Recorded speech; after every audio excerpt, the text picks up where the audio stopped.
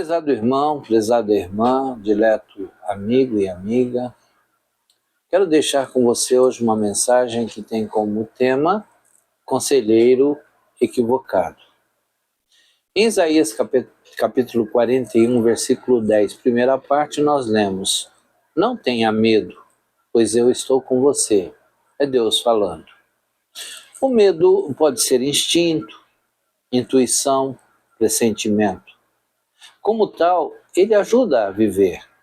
É uma espécie de campainha de alarme que denuncia um perigo qualquer próximo ou mesmo remoto. É fator de autoconservação. Funciona como um dispositivo de defesa. Mas o medo pode ser doença da imaginação. O medo inventa perigos. O medroso sofre de alucinações. Pensando assim, Camões escreveu: nos perigos grandes, o temor é maior muitas vezes que o perigo.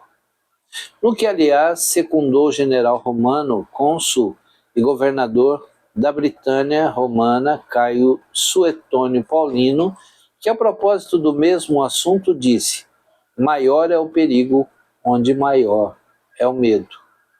Em verdade, um dos efeitos do medo como doença é perturbar os sentidos e fazer com que as coisas pareçam ser o que de fato não são. Reais ou fictícias, as suas causas, o fato é que o medo faz verdadeiras devastações na vida interior. O famoso pensador alemão tinha razão quando escreveu: o medo é um adversário terrível da personalidade. O medo atua na alma como um ácido, é veneno de terríveis efeitos corrosivos. Ele gera o pessimismo, vê tudo pelo lado pior. Ele faz das sombras fantasmas e depois foge das quimeras que fez, o que levou Maquiavel, por exemplo, famoso estadista, poeta e historiador italiano, a escrever com a ironia que lhe era peculiar, que os fantasmas causam mais medo de longe que de perto. O medo produz ansiedade, ele aumenta o número de pulsações cardíacas. O medo sofre de taquicardia. O medo pode matar, pois profunda é a lesão ou o trauma por ele causado ao espírito. Morrer de medo não é apenas uma expressão de sentido figurado, mas real. Às vezes, o medo de morrer leva o homem a matar, pois profunda é a lesão ou o trauma que ele causa ao espírito. André Malraux, escritor francês, diz ser o medo o pai da crueldade.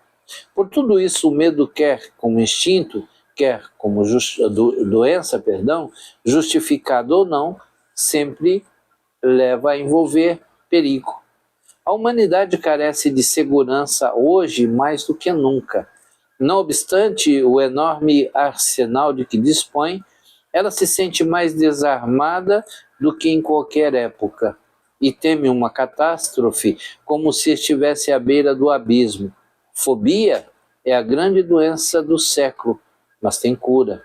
Para isso, a Bíblia, a palavra de Deus, nos oferece 366 vezes a expressão não temas. E foi exatamente isso que Jesus disse a um pai desesperado por medo de perder a sua filhinha. Não temas, crê somente. Marcos 5,36. Sim, o querido amigo, querida amiga, não viva sob o impulso do medo. O medo é mau conselheiro. É um conselheiro perigoso. Por isso, creia na promessa do Deus eterno que ensina: não temas, porque eu sou contigo.